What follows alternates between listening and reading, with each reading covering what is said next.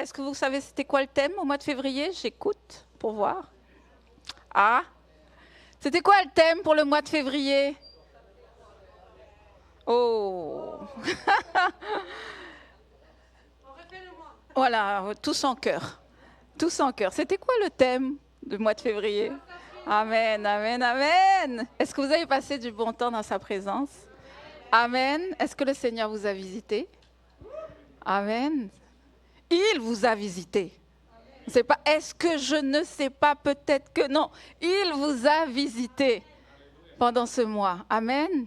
Donc on termine ce mois dans sa présence aujourd'hui. Puis comme disait notre sœur Judith, la semaine prochaine, le 1er mars, on entame Action de grâce, le mois de l'Action de grâce. Donc comme on vous disait, des témoignages. On n'a que quelques témoignages qu'on a. Mais si d'autres personnes ont à cœur de témoigner, c'est ce qu'on disait mercredi dernier, c'est pas possible que Dieu n'a jamais rien fait dans votre vie et que vous n'avez aucun témoignage. Est-ce que c'est possible, Église? Est-ce que c'est possible que vous n'avez aucun témoignage? Non? Fred a dit, ah, il en a.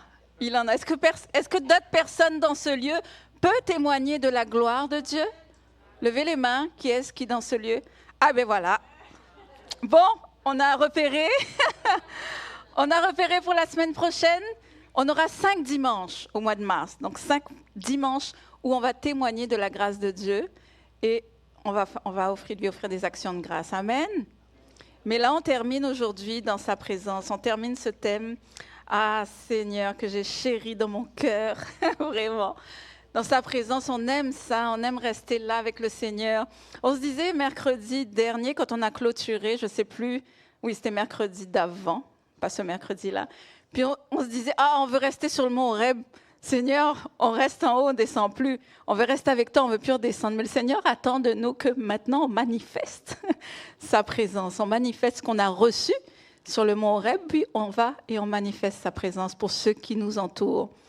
Si vous avez goûté comment Dieu est bon, il y a un chant qui dit ça, on dirait. Vous allez pouvoir en parler après par la suite. Vous allez pouvoir dire à d'autres personnes, j'ai expérimenté vraiment la présence de Dieu. Il est vivant. Jésus est vivant. Alléluia.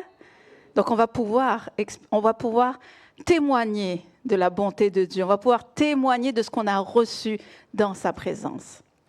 Et ça, c'est ce que le Seigneur nous demande à chaque fois. Oui, on passe un temps dans sa présence, mais après, on redescend, puis on va témoigner de sa présence, de sa gloire, de ce que le Seigneur a fait pour vous. C'est pour ça qu'on rentre en mars dans l'action de grâce et dans les témoignages, parce qu'on doit témoigner de ce que Dieu a fait pour nous. Alléluia. Donc, on termine ce dimanche-là, ce mois-là. La gloire de Dieu, on a expérimenter la gloire de Dieu dans ce lieu. On va toujours l'expérimenter parce qu'il est toujours là, il est toujours présent.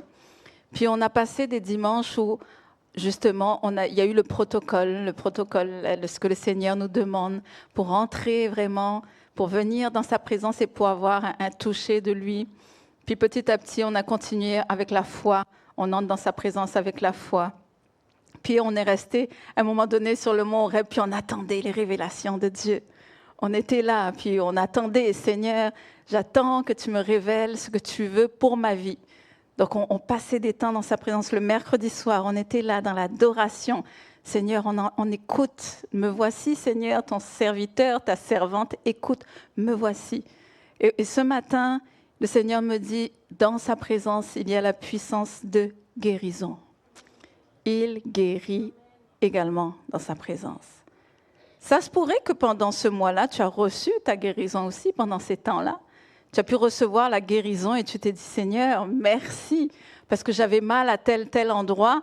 Mais pendant ce temps où il y a eu la louange, où il y a eu un temps d'adoration, ou même quand il y a eu la prédication, j'ai reçu vraiment ma guérison. Il se pourrait aussi, justement, vous allez témoigner au mois de mars. Mais ce matin, le Seigneur nous emmène réellement à se dire, quand sa gloire descend, sa Shekinah, quand ça descend, il y a quelque chose qui se passe. Notre enseignante Claire, la semaine dernière, ceux qui étaient là, le bon message qu'on a reçu, elle disait qu'il ne peut pas rien se passer dans la présence de Dieu. Elle disait qu'on ne peut pas être là et se dire, oui Seigneur, ah oui, on a ressenti ta présence, on était là, Seigneur, il n'y a que toi. Et puis ressortir, et comme si on avait oublié ce qui s'était passé. Non, il y a quelque chose qui se passe. Il se passe quelque chose. Soit vous avez reçu une révélation qui va totalement changer votre marche chrétienne, soit le Saint-Esprit vous a convainc d'un péché, de quelque chose dans votre vie, soit il y a eu comme un chamboulement, vous avez changé de direction, il y a quelque chose que vous avez saisi, il y a quelque chose que vous avez compris qui va porter du fruit dans votre vie au fur et à mesure, mais il se passe quelque chose. C'est impossible, comme elle disait, c'est impossible d'être dans sa présence, de vivre ces temps ensemble, dans l'adoration, dans la louange, où on laisse tout derrière, où il n'y a que lui qui compte, où on est là, on dit Seigneur, me voici, et on le loue de tout notre cœur. Il descend et il se passe quelque chose. C'est impossible. On avait parlé du protocole, de la façon dont on arrive dans la présence de Dieu, c'est qu'on a soif, on a ce cœur-là qui désire recevoir, qui désire réellement. Seigneur, je veux être dans ta présence, mais plus que ça, je désire que tu me parles, je désire que tu me touches.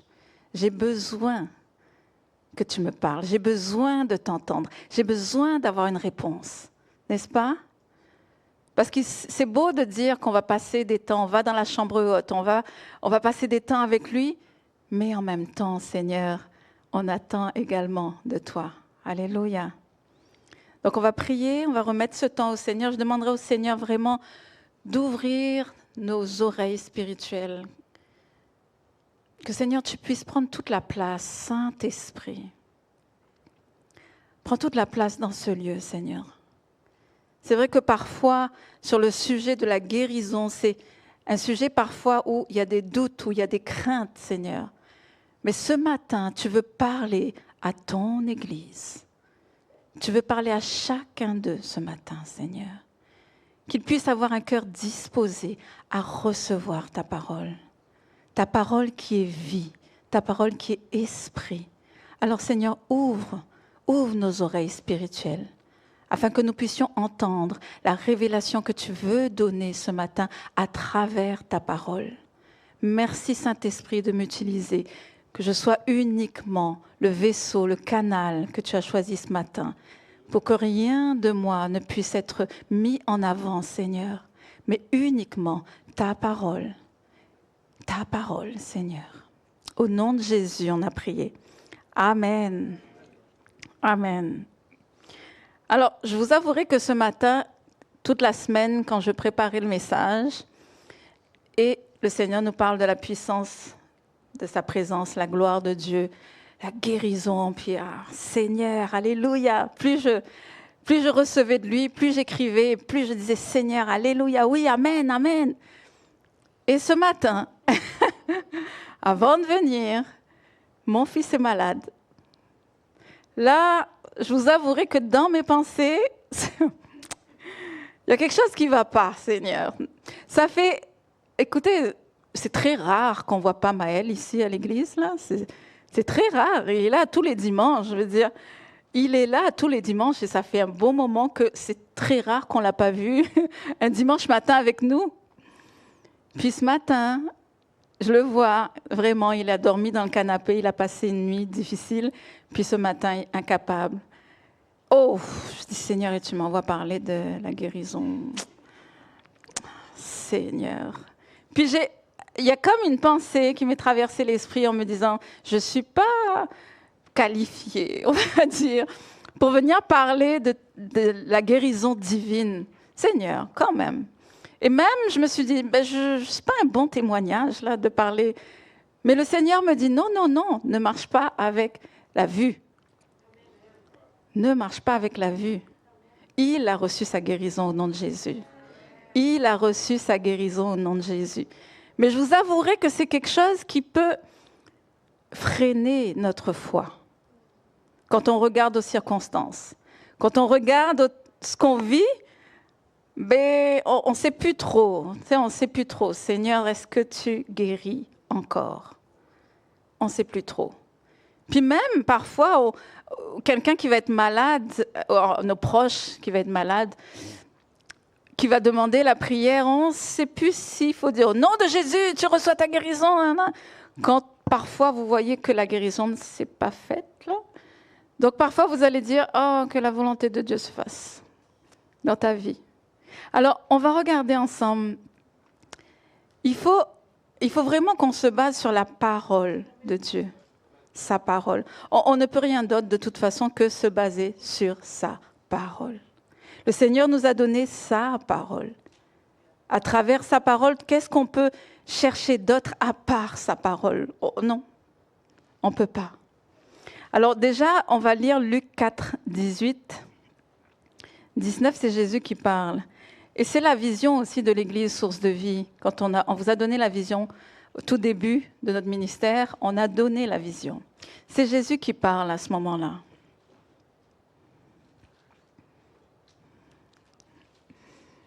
C'est ma sœur qui est au PowerPoint ce matin, notre enseignante multipolyvalente dans l'Église de Christ. Amen. L'Esprit du Seigneur est sur moi, parce qu'il m'a oint pour annoncer une bonne nouvelle aux pauvres. Il m'a envoyé pour guérir ceux qui ont le cœur brisé. Déjà, Jésus guérit les cœurs brisés. Jésus guérit les cœurs brisés. Est-ce que ton cœur est brisé ce matin? Est-ce que ton cœur est blessé ce matin? Jésus est venu pour guérir ton cœur brisé. Amen. Verset 19, pour proclamer aux captifs la délivrance. Est-ce que tu es captif de quoi que ce soit ce matin? Le Seigneur Jésus te dit, il est venu pour proclamer aux captifs la délivrance. La délivrance. Et aux aveugles, le recouvrement de la vue. Seigneur, prends ma vue. Seigneur, il est venu pour que tu aies un recouvrement, pour que tu retrouves la vue. Spirituelle également. Voyez ça aussi pour le spirituel. Pour renvoyer libres les opprimés, pour publier une année de grâce du Seigneur. Nous sommes toujours dans cette ère de grâce du Seigneur Jésus. Amen. Nous le sommes toujours. Alors là, Jésus a lu ce passage pour dire ce qu'il est venu faire ici-bas. Déjà, ok, on a entendu la parole de Dieu. Il va falloir que vous la saisissez par la foi, là. Saisissez la parole de Dieu ce matin par la foi, parce que je ne vais pas vous dire autre chose que sa parole. Amen. On va voir Matthieu 4, 23 également. On va lire ensemble. Matthieu 4, 23.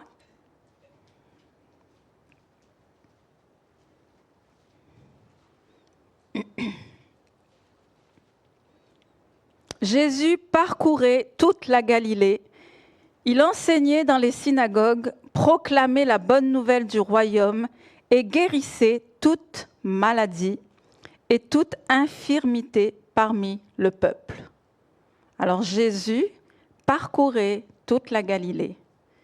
Il enseignait, merci Seigneur pour les enseignements, dans les synagogues, proclamait la bonne nouvelle et guérissait toute maladie et toute infirmité.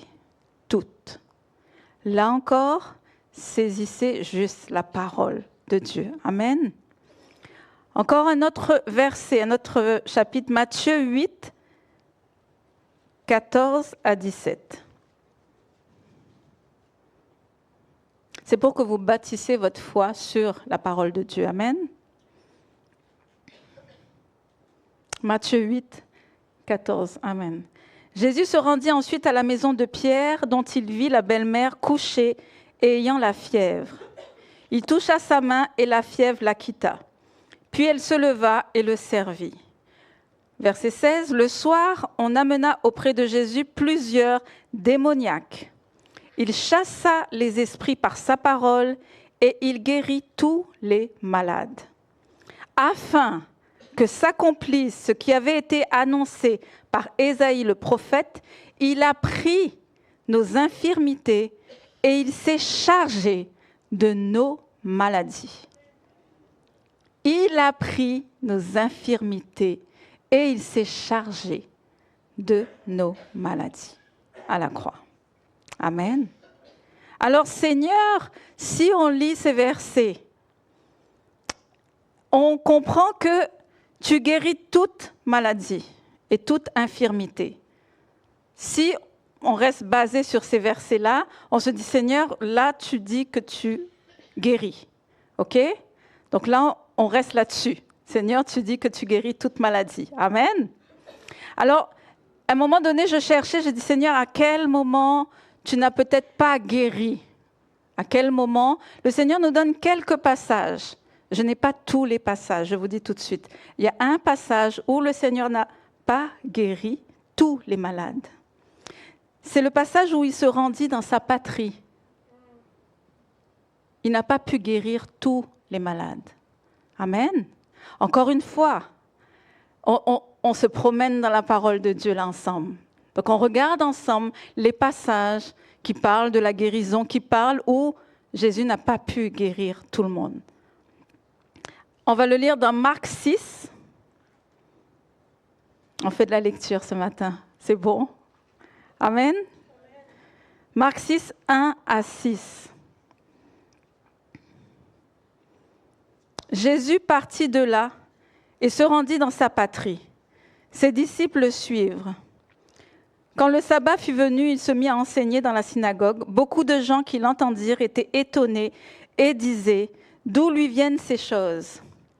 Quelle est cette sagesse qui lui a été donnée et comment de tels miracles se font-ils par ses mains ? N'est-ce pas le charpentier, le fils de Marie, le frère de Jacques, de Jose, de Jude et de Simon ? Et ses sœurs ne sont-elles pas ici parmi nous ? Et il était pour eux une occasion de chute. » Comment Jésus peut être pour certaines personnes une occasion de chute? C'est même pas logique dans ma tête. C'est de le lire déjà, ça fait comme un court-circuit. Ça ne fonctionne pas. Comment Jésus peut être une occasion de chute? Alléluia. On se pose la question. Mais Jésus leur dit, un prophète n'est méprisé que dans sa patrie, parmi ses parents et dans sa maison. Il ne put faire là aucun miracle, si ce n'est qu'il imposa les mains à quelques malades et il les guérit. Et il s'étonnait de leur incrédulité. Jésus s'étonne lui-même de leur incrédulité. Il est là, sa présence est là. Il y a des miracles qui se font, des malades qui sont guéris. Tous ces miracles que Jésus a faits, il arrive dans sa patrie. Lui-même, qui est Jésus, lui-même, qui a la puissance d'en haut avec lui, ne peut pas guérir tout le monde. Dans ce passage-là, c'est le passage où moi j'ai vu que il n'a pas pu guérir tout le monde dans ce passage. Peut-être que vous allez trouver d'autres passages où Jésus n'a pas pu guérir, mais pour ce matin, pour son Église, c'est ce passage-là que Dieu donne. Alors pourquoi, Seigneur? Pourquoi il peut être une occasion de chute?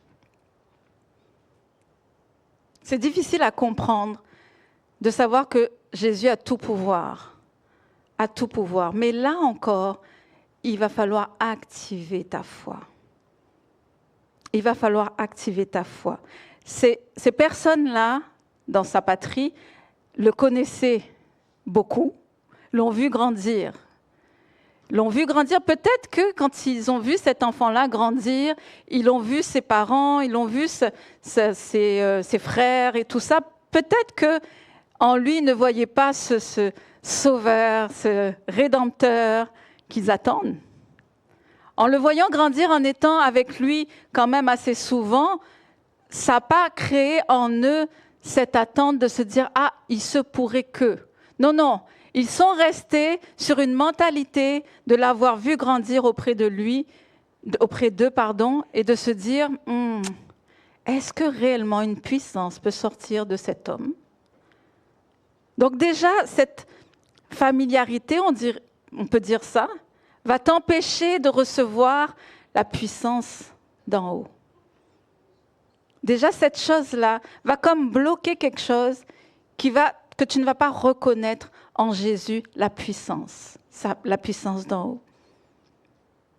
La proximité, parfois, elle peut empêcher de voir la grandeur spirituelle qu'il peut y avoir en Jésus. Est-ce que vous me suivez? Amen.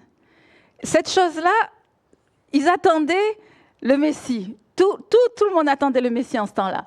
Mais c'est que parfois, tu te fais une idée de ce que peut être le Messie. Tu te fais une idée, je pense qu'il va arriver comme un roi.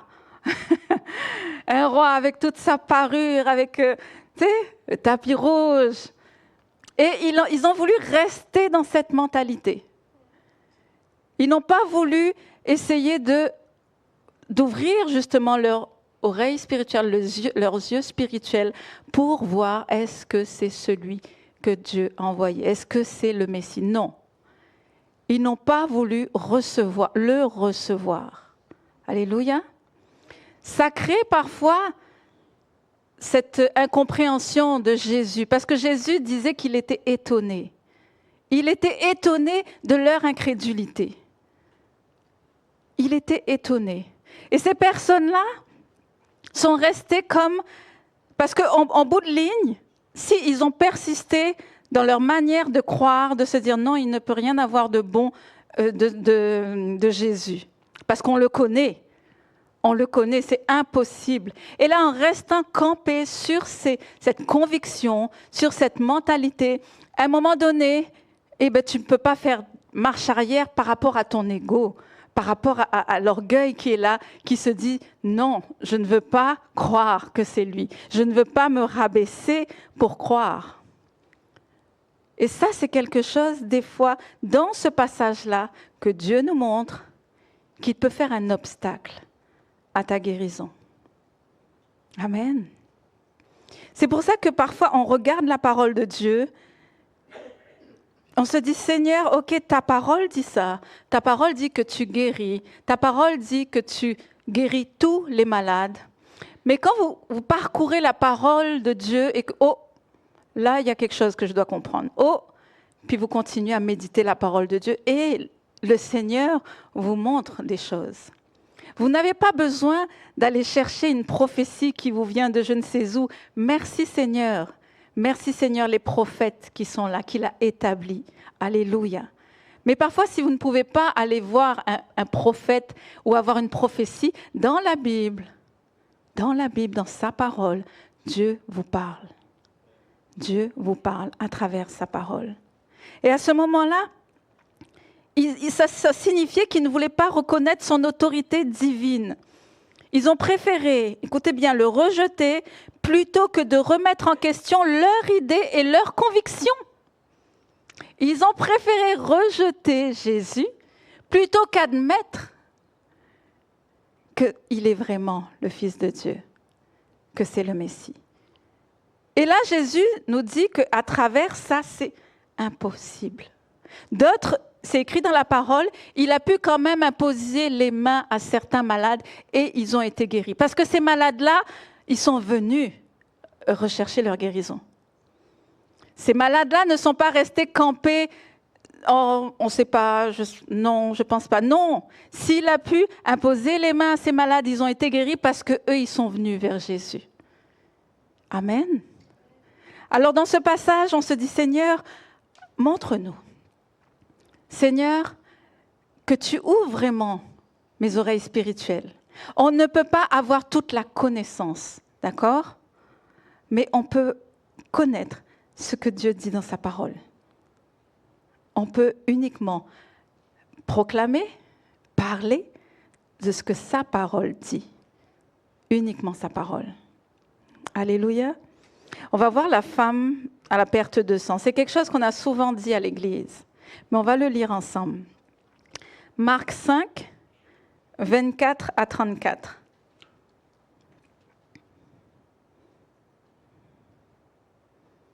Marc 5, 24 à 34. Jésus s'en alla avec lui et une grande foule le suivait et le pressait. Or, il y avait une femme atteinte d'une perte de sang depuis 12 ans. Elle avait beaucoup souffert entre les mains de plusieurs médecins. Elle avait dépensé tout ce qu'elle possédait et elle n'avait éprouvé aucun soulagement, mais était allée plutôt en empirant. Ayant entendu parler de Jésus, elle vint dans la foule par derrière et toucha son vêtement. Au verset 28, car elle disait, « Si je puis seulement toucher ses vêtements, je serai guérie. » Au même instant, la perte de sang s'arrêta et elle sentit dans son corps qu'elle était guérie de son mal. Elle sentit dans son corps qu'elle était guérie de son mal. Jésus connut aussitôt en lui-même qu'une force était sortie de lui et se retournant au milieu de la foule, il dit, « Qui a touché mes vêtements ?» Verset 31, ses disciples lui dirent, « Tu vois la foule qui te presse et tu dis, qui m'a touché ?» Et il regardait autour de lui pour voir celle qui avait fait cela. Au verset 33, la femme effrayée et tremblante, sachant ce qui s'était passé en elle, vint se jeter à ses pieds et lui dit toute la vérité. Mais Jésus lui dit, « Ma fille, ta foi t'a sauvée. Va en paix et sois guérie de ton mal. » Donc tout le monde connaît cette parole. Alléluia. Tout le monde connaît cette parole. Je suis allée chercher au verset 30. Jésus connut aussitôt en lui-même qu'une force était sortie de lui. Dans la version parole vivante, moi j'aime bien la version parole vivante, le verset 30 dit, Jésus aussi s'est aperçu immédiatement que quelqu'un a fait appel à sa puissance de guérison. La version parole de vie. Quelqu'un a fait appel à sa puissance de guérison. Amen. Est-ce que tu fais appel à sa puissance de guérison ce matin? Alléluia. Cette dame-là avait cette soif. Elle voulait être guérie. Elle voulait être guérie parce que depuis 12 ans, elle a essayé toutes sortes de choses. Donc, elle voulait être guérie. En ce temps-là, il y avait, ces femmes-là étaient considérées impures. Avec cette perte de sang-là, elles étaient considérées impures. Donc, elle est allée au-delà de ça. Je pense qu'elle a dû elle a entendu parler de Jésus. Vous avez des personnes qui entendent parler de Jésus et tu ne les vois plus. Juste en entendant Jésus guéri, tout de suite, c'est comme une fusée, là, ça part là et on ne voit plus la personne parce qu'elle a juste entendu parler de Jésus. Alors cette foi-là, ça l'a activée. Et elle a voulu aller chercher où est-ce qu'il est, où il se trouve ce Jésus. Parce qu'elle était certaine qu'elle allait obtenir sa guérison. Elle a entendu parler qu'il y a Jésus qui... Je pense qu'elle avait déjà entendu les miracles qu'il faisait. Et elle s'est dit en elle-même, je vais aller au-dessus de toutes mes circonstances. Même s'ils me considèrent impure, je veux aller chercher ma guérison. Je veux ma guérison. Peu importe de la façon de comment elle est allée, mais elle a dû faire un acte de foi. Elle a dû poser un acte de foi. Elle a dû avoir une foi active. Elle ne se contente pas d'espérer, elle agit. Malgré les circonstances. Malgré tout ce qu'il y avait autour, la foule, la honte, le statut social, toutes ces choses. Elle s'est dit non, je vais y aller. Je veux ma guérison. Est-ce que ce matin, quelqu'un ici se dit, je veux ma guérison? Je veux ma guérison. Ça fait un moment, ça fait longtemps, Seigneur. Ce matin, je veux recevoir ma guérison. Il est impossible qu'on parle ici, à Source de Vie, de la puissance, de sa présence, de sa gloire qui tombe en ce lieu. Seigneur, je veux ma guérison ce matin. Alléluia. Et ce passage de toucher le vêtement, pourquoi? Pourquoi elle se dit en elle-même, à un moment donné, si je pourrais toucher le bord de son vêtement? Elle se dit ça. Dans la signification juive, j'ai fait mes petites recherches. La signification juive, les franges du vêtement représentaient l'alliance, représentaient l'autorité spirituelle. Donc les Juifs portaient comme une ceinture là, avec des franges et ça représentait ça. Donc elle est encore dans cette loi juive où elle se disait que si elle arrive à toucher le bord de son vêtement, elle serait guérie. Amen. Donc si dans l'Ancien Testament, justement, ces franges-là représentaient l'autorité que les Juifs pieux portaient, là, c'était vraiment les Juifs pieux qui portaient ça. Donc en elle-même, elle se disait, mais donc il y avait les deux en même temps là. C'est la nouvelle alliance. Tu as Jésus, puis tu as l'ancienne. Parfois, des personnes arrivent dans ce lieu et encore avec une mentalité, je ne sais pas, je parle d'ancienne alliance, je peux parler de toutes sortes de religions, peu importe. Mais qu'ils arrivent avec une pensée en se disant ce qu'ils faisaient dans l'ancien temps, qu'ils arrivent ici et se disent « Ah, je vais faire, je ne sais pas, je ne vais pas aller dans des détails là, mais ils vont poser une action.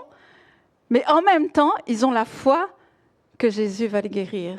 Donc leur foi va passer au-dessus de ce qu'ils font. Est-ce que vous comprenez ce que je dis ? S'il y a une foi qui est là, qui croit sincèrement que Jésus va les guérir, cette foi-là va passer au-dessus. Parce que ce que Dieu demande, c'est que tu aies la foi pour recevoir ta guérison. Donc on ne doit pas mépriser les personnes qui vont peut-être entrer ici à l'église, qui ont peut-être un bagage catholique ou peu importe, mais qui veulent une guérison et qui rentrent ici en se disant « J'ai entendu que Jésus guérit ». On ne doit pas les juger de leur façon de faire les choses. S'ils ont cette foi en eux pour se dire « Je sais que Jésus peut me guérir », alors cette foi va activer la guérison. Amen. Alléluia, Seigneur Jésus. Jésus, si vous regardez dans les versets où justement il a été tenté dans le désert, il a proclamé la parole de Dieu, c'est écrit que quand il est ressorti, il a été revêtu de puissance. Donc il y a quelque chose qu'on doit comprendre. Il y a un revêtement de puissance. Et nous devons toucher ce niveau-là.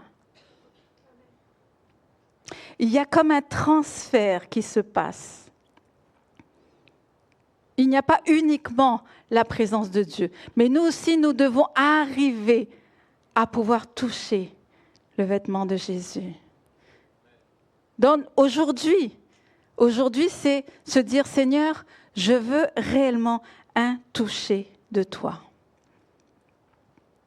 Parce qu'il y a un toucher. Il y a. Il faut que tu recherches ça. Il faut que tu aies cette foi en toi qui désire plus.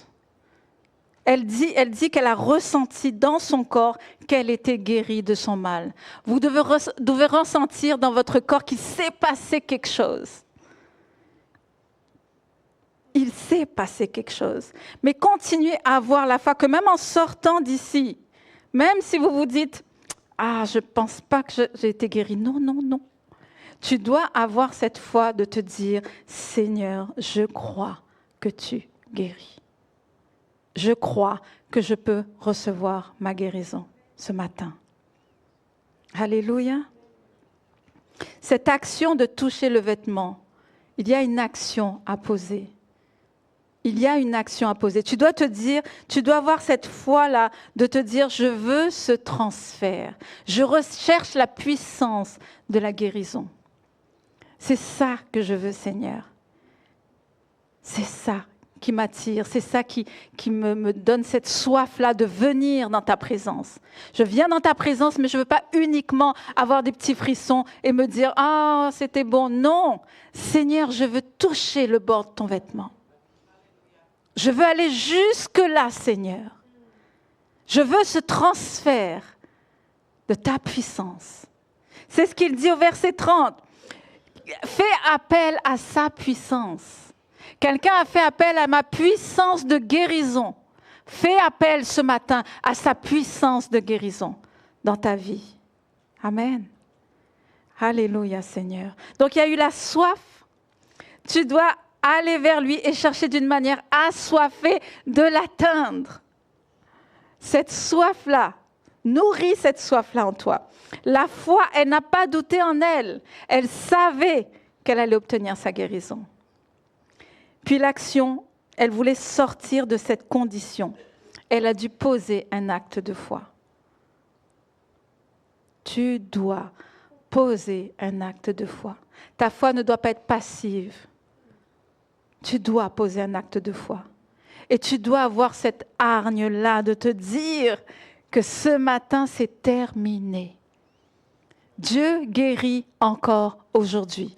On l'a chanté plusieurs fois dans cette église, qu'il guérit encore. On ne peut pas parler de sa présence. On ne peut pas dire que sa gloire est dans ce lieu et qu'il ne se passe aucune guérison, aucune délivrance. Alors on parle de quel Dieu? On parle de quelle présence? On parle de quelle gloire à ce moment-là? Automatiquement, la puissance de sa guérison est là. Alléluia, Seigneur Jésus. Alors, on pourrait parler de la souveraineté de Dieu. J'ai entendu un homme de Dieu, justement, qui posait la question à l'Église en disant, « Est-ce que vous connaissez la souveraineté de Dieu? Qui connaît la souveraineté de Dieu? » Ah. Vous connaissez toute la souveraineté de Dieu? Ah. Parce que souvent, même moi, j'utilise ça tout le temps, hein, Dieu est souverain. C'est vrai, il est souverain. Mais c'était intéressant ce qu'il disait. Il disait que tu connais que ce que tu lis. Amen. Écoutez bien. Alors, est-ce que tu penses connaître la souveraineté? Nous ne pouvons pas expliquer sa souveraineté. Nous pouvons parler de la souveraineté de Dieu, de ce que nous connaissons de sa parole. Amen. On va parler de la souveraineté de Dieu par rapport à sa parole. Est-ce qu'on peut parler de la souveraineté de Dieu dans nos vies? C'est une question que je vous pose. Oui, non.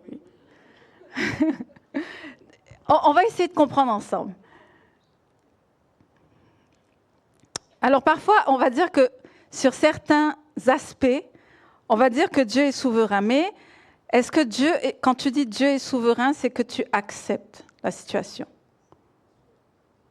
Est-ce que quand tu dis que Dieu est souverain, je ne sais pas, que ce soit une maladie, que ce soit un divorce, que ce soit, je ne sais pas, peu importe ce qui peut arriver, est-ce que en connaissant, parce que certains d'entre vous, vous avez dit vous connaissez sa souveraineté, donc en connaissant sa souveraineté, vous acceptez la situation en vous disant que Dieu est souverain. C'est ça? Ah.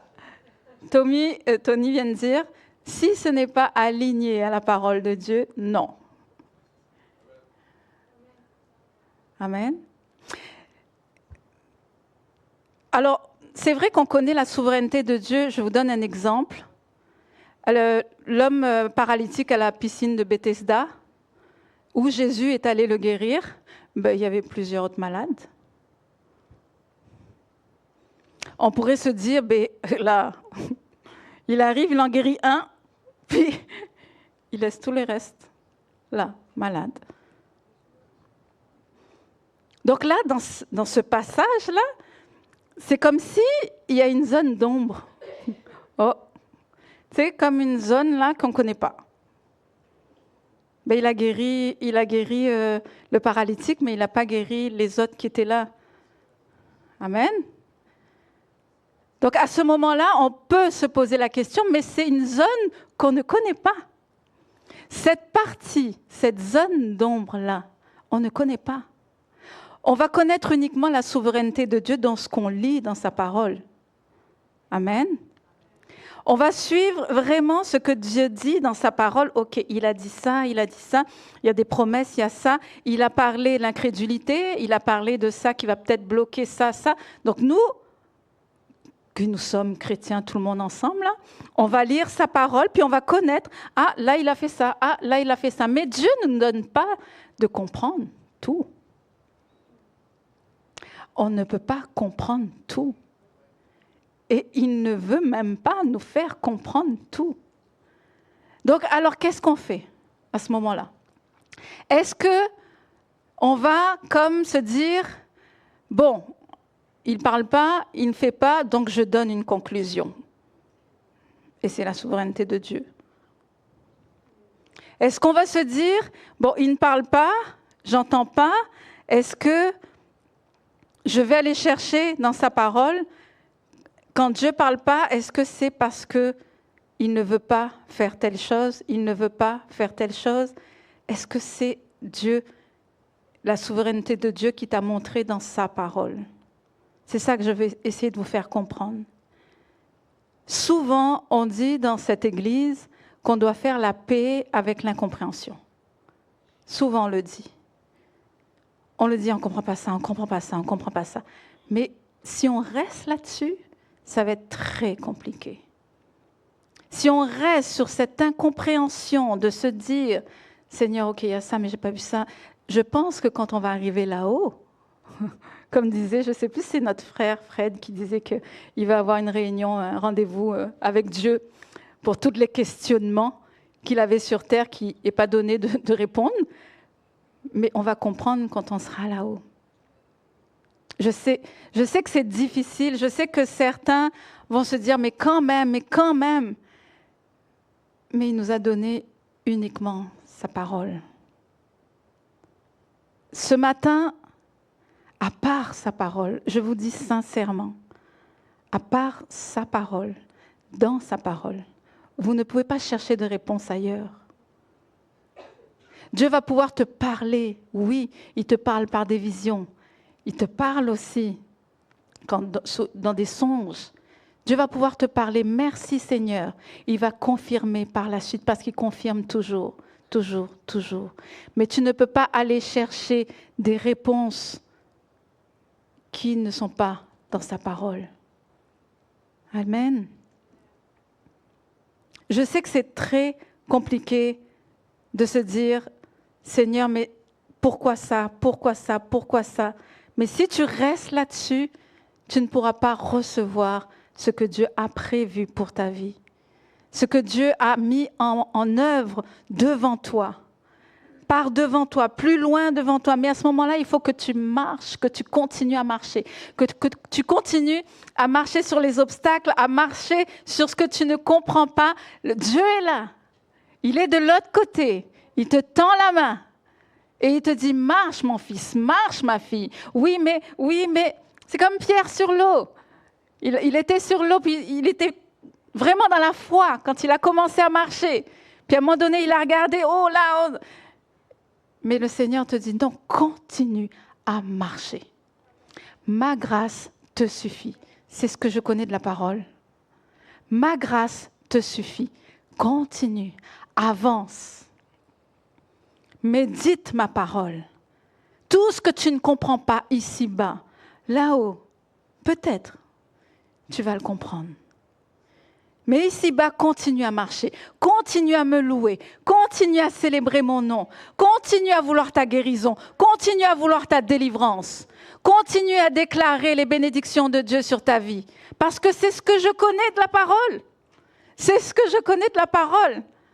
Je ne peux dire autre chose que ce que la parole dit. Alors cette souveraineté qu'on dit, Seigneur, tu es dans le silence, je ne comprends pas. Alors je vais déclarer ce que la parole me dit, que même dans le silence, tu travailles pour moi. Tu travailles pour moi.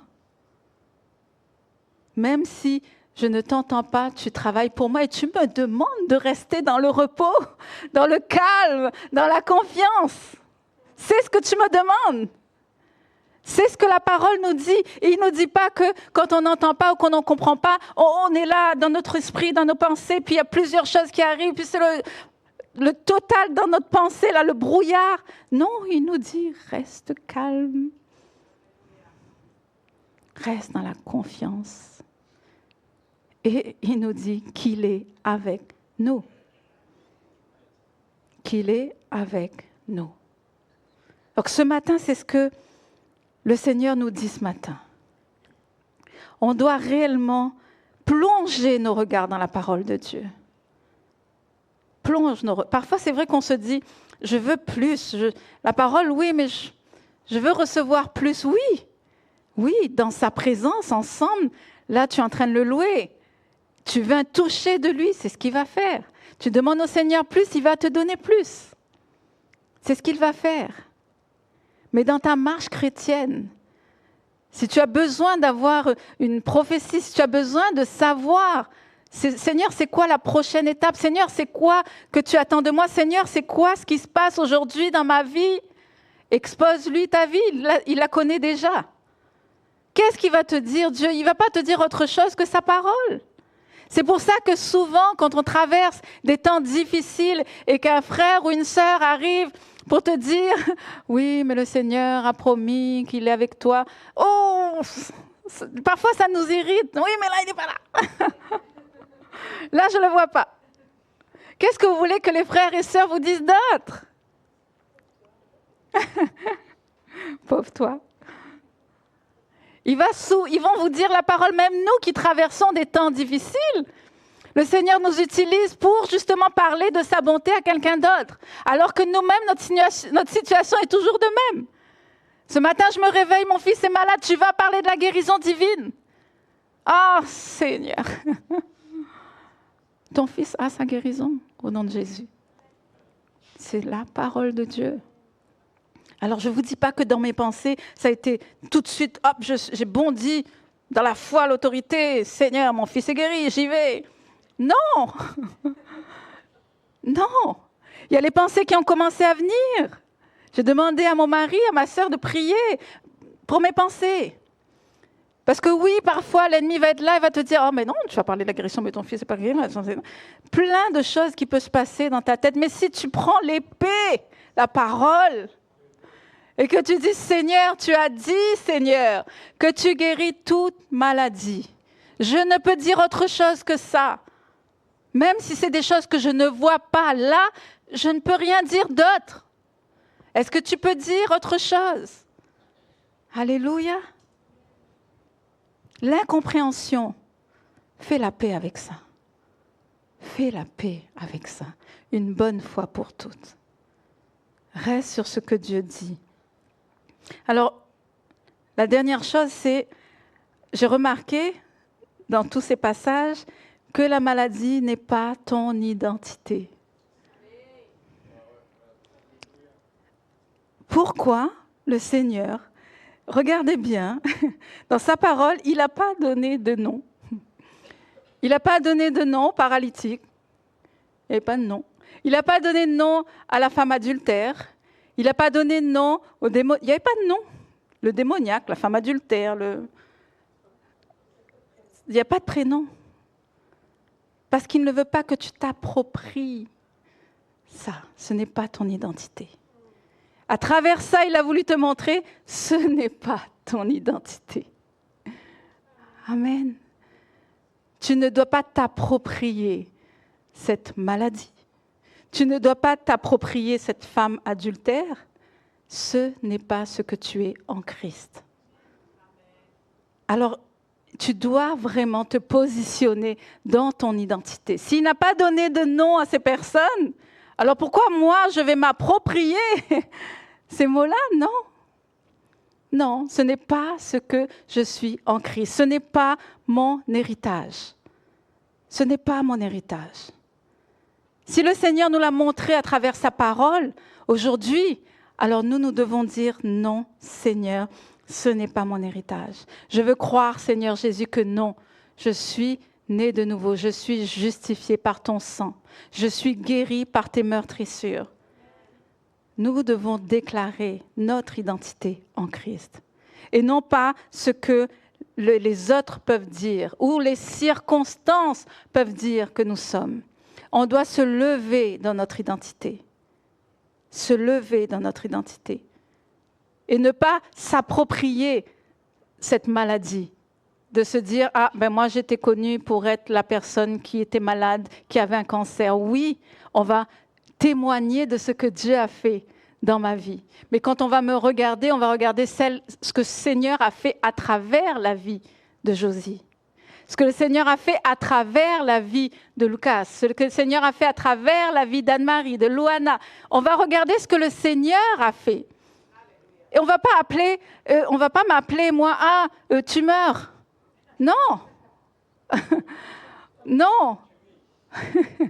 On va m'appeler par mon prénom et c'est quelque chose que je vais pouvoir m'identifier. Je ne vais pas pouvoir m'identifier avec ce prénom, tu meurs. Ben non, ça c'est pas moi. C'est pas moi. Si on m'appelle par mon prénom, enfant de Dieu, oui, je m'approprie. Je me l'approprie. Je me dis, oui, Seigneur, c'est moi. C'est toi qui décides ce matin. Décide ce matin de rejeter tous les mensonges de l'ennemi sur ta vie. Dis-toi que Seigneur, moi je décide ce matin de prendre mon identité, de m'asseoir dans mon identité, de ce que tu dis que je suis. Je suis le guéri, je suis la guérie de l'Éternel. Alléluia. Le Seigneur est bon, mes frères et sœurs. Et ce matin, ce qu'il veut réellement, c'est que vous preniez conscience que quand il est là, dans ce lieu, il guérit, il délivre. Sa présence dans ce lieu, il y a une puissance qui se manifeste pour la guérison. Pour la guérison. Si vous vous dites, je ne pense pas encore que je peux avoir ma guérison, ce matin, le Seigneur, il veut que tu renouvelles tes pensées. À travers sa parole, renouvelle tes pensées. Tu ne dois pas rester accablé en te disant, ça ne changera jamais. Non, parce que ce matin, le Seigneur a dit que tu dois toucher son vêtement. Il y a une puissance de guérison qui doit être relâchée. Je veux cette puissance de guérison dans ma vie. Je veux que ce soit relâché sur ma vie, Seigneur. Et vouloir aussi de ne plus rester dans cet état. De se dire, Seigneur, c'est quelque chose qui est lourd, qui m'empêche d'avancer, qui m'empêche de vivre normalement. Ce matin, Seigneur, je veux avoir accès à la puissance de ta guérison ce matin. Alléluia. Je vais demander à l'équipe de monter, puis on va déclarer la parole de Dieu. Alléluia, Seigneur.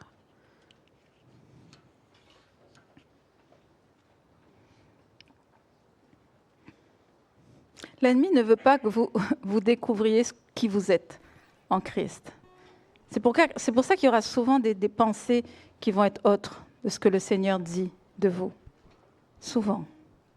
Et souvent, vous allez vous poser des questions. Est-ce que c'est parce que j'ai fait ça? Est-ce que c'est parce que je... Stop. Mais pause. Regardez bien, même le Seigneur peut guérir même des personnes qui sont venus chercher une guérison, mais qui ont encore un péché qui est là. C'est sûr qu'on peut se dire, non, quand même, Seigneur. Si, parce que dans une parole, le Seigneur dit à justement, celui qui était à Bethesda, il lui dit, va et ne pêche plus.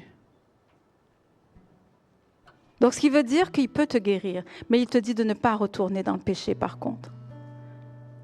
Mais ses bras sont ouverts. Sa guérison est disponible. Parce qu'il se pourrait que tu dises, ah non, mais moi je vis ça comme ça, donc peut-être qu'il ne peut pas me guérir. Il peut te guérir. Il peut te guérir. Il te dit juste, ne retourne pas dans le péché. Amen. On va se mettre debout. Puis, on va vous demander par la foi de venir en avant, ceux qui sont malades, qui ont besoin d'une guérison. On va vous demander de venir en avant, mais par la foi. Que vous dites par la foi, Seigneur, ce matin, j'ai ça qui est là et je veux toucher le bord de ton vêtement. Je veux ma guérison complète. Je veux une guérison définitive. Ce matin, j'ai entendu ta parole, Seigneur. J'ai entendu ta parole, Seigneur, ce matin. Et je crois que tu peux me guérir. Je crois que tu peux me délivrer. Je crois que dans ta présence, quand ta gloire descend dans ce lieu, j'obtiens ma guérison. J'obtiens ma guérison. Alors on va faire cette déclaration ensemble. Mon corps est le temple du Saint-Esprit. J'honore le Seigneur avec mon corps et aucun esprit d'infirmité n'a de place en moi. Toute maladie quitte mon corps au nom de Jésus. Tout joug de maladie et d'oppression est brisé dans ma vie. Je déclare ma liberté totale au nom de Jésus. Le poids disparaît et la bénédiction divine s'installe dans ma vie. Dieu répond à mes prières. Et je proclame que ma guérison est certaine. Je déclare que mon Dieu rend la vie à mon corps. Tout mon corps est rempli de la vie de Dieu. Toute maladie disparaît. Je ne mourrai pas avant l'heure. Je ne mourrai pas de cette maladie. Je reçois ma guérison et je témoignerai de la bonté de Dieu pour des siècles et des siècles. Amen. Amen. Je vais vous demander de venir en avant, d'approcher en avant. On va vous faire l'imposition des mains pour les personnes réellement qui sont malades, qui ont besoin d'une guérison ce matin. Vous venez en avant, puis on va prier. Faites un pas de foi. C'est juste de vous dire, ce matin, je fais un pas de foi. Comme cette dame à la perte de sang, elle est venue en avant. Elle est allée chercher le Seigneur. Elle s'est dit, je veux aller toucher le bord de son vêtement. La puissance de la guérison est là ce matin. Elle est dans ce lieu ce matin. Ça ne peut pas être autrement, mais activez votre foi. Activez votre foi ce matin. Parce que le Seigneur n'est pas insensible à ta douleur. Tu ne peux pas dire ce matin, je pense qu'il connaît que je souffre, mais il me laisse de même. Il n'est pas insensible à ta guérison. Active ta foi ce matin. Également, si vous avez des oppressions qui sont là constamment dans vos vies, vous ressentez une oppression forte sur votre vie. Vous vous levez le matin, elle est toujours là. Même si vous passez du temps dans la présence de Dieu, vous ressortez, elle est toujours là. Elle revient faire surface. Alors dites-vous, je veux être libérée totalement de cette oppression qui est là, qui me poursuit. Le Seigneur veut vous libérer totalement. Totalement. Une addiction qui est là. N'a pas besoin de le savoir, c'est toi et Dieu. Et le Seigneur veut te libérer. Il a dit qu'il est venu libérer les captifs. Il veut te libérer ce matin. Totalement, totalement. Il t'offre cette guérison qui est disponible pour toi. Il t'offre cette délivrance qui est disponible pour toi. Il ne veut pas que tu retournes de ce lieu avec ce mal. Bien au contraire, il veut te délivrer totalement. Fais-lui confiance. Fais-lui confiance.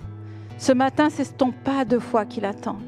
C'est cet acte de foi que tu vas poser ce matin pour obtenir ta guérison et ta délivrance. Alléluia. Alléluia, Seigneur Jésus. Alléluia, Seigneur. Je te remercie, Seigneur Jésus. Merci, Père. Merci, Seigneur Jésus. Que ta puissance de guérison, Seigneur, peut tomber en ce lieu, Seigneur. Merci pour ta présence.